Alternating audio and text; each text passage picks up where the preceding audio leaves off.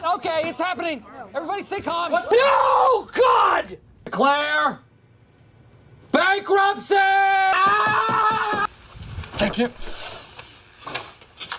When The Office premiered back in 2005 and ran for 9 incredible seasons, it quickly became a comedy phenomenon. Its unique blend of awkward humor, larger-than-life characters, and bold writing made it a fan favorite. Fast forward to today, and it's clear that some of its most memorable jokes wouldn't stand a chance on TV now. From Michael Scott's cringeworthy one-liners to moments that make you audibly gasp, The Office was a product of its time. Society has changed, and many of the show's more daring jokes now feel wildly inappropriate. But that's what made the show what it was, hilariously unfiltered and undeniably vivid. Let's refresh your memory about The Office jokes that definitely went overboard. You don't call retarded people retards.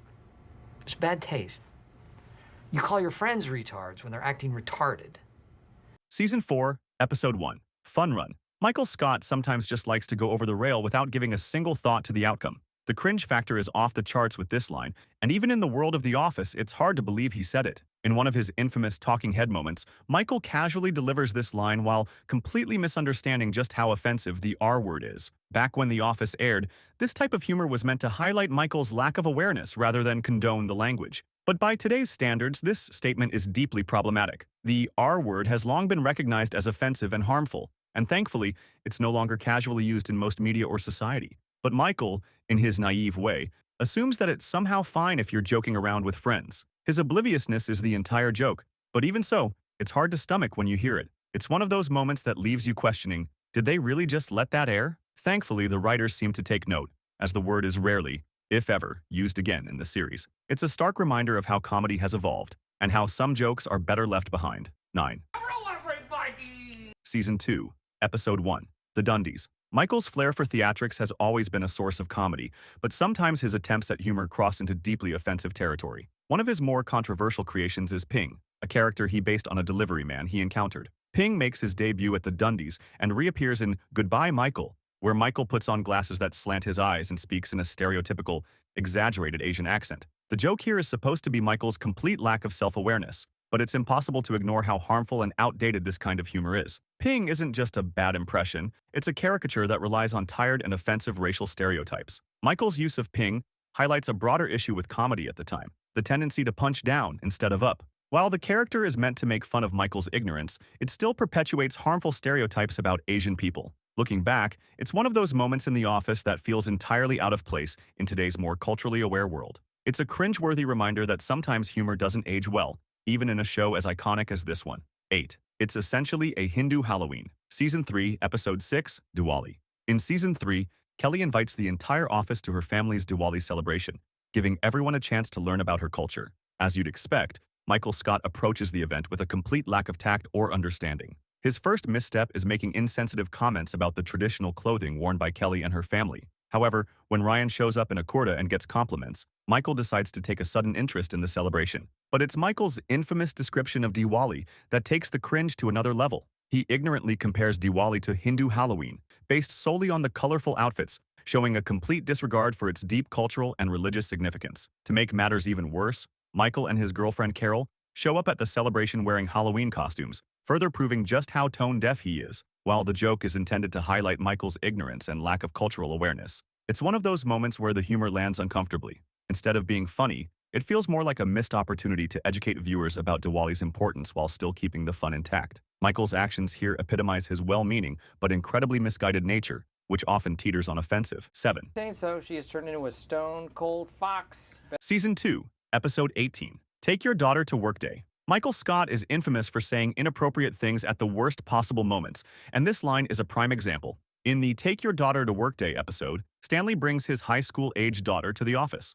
While most of the staff handles the situation professionally, Michael, unsurprisingly, crosses the line. He not only gushes over how pretty Stanley's daughter is, but also calls her a stone-cold fox, a wildly inappropriate comment given her age. This scene feels especially problematic because it highlights Michael's inability to separate his personal filter from professional boundaries. Stanley is visibly irritated but tries to remain calm, knowing Michael's comments are more ignorant than malicious. Still, can you believe a father would let this slide? The situation takes an even creepier turn when Stanley's daughter starts flirting with Ryan, who, while technically younger than most employees, is still far too old to be interacting with a teenager that way. which leads to a frightening experience for poor Ryan. As a child, I don't want to see you sniffing around her anymore this afternoon. Do you understand? Yes, sir. Boy, have you lost your mind, because I'll help you find it. What you're looking for, ain't nobody going to help you out there. Jesus can come through that door, and he's not going to help you if you don't stop sniffing after my child.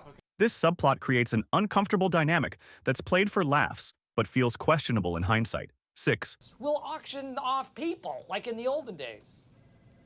Season 5, Episode 4, Crime Aid. This is one of the most infamous episodes of The Office, and for good reason. The entire episode is packed with moments of shocking insensitivity. However, one moment stands out as particularly egregious. Michael, in his infinite ignorance, makes a joke about auctioning off people like in the olden days. Yes, the man has the gall to make a joke referencing slavery. It's a moment that takes the episode's premise of exposing workplace stereotypes and cranks it up to a level of toxicity that even the other characters can't stomach. While the writers intended this moment to showcase Michael's complete lack of understanding history, it's a joke that makes the viewer's jaw drop. Michael never knew how to toe the boundary between humor and outright discomfort. 5. Oscar, would you reach over and touch his thing?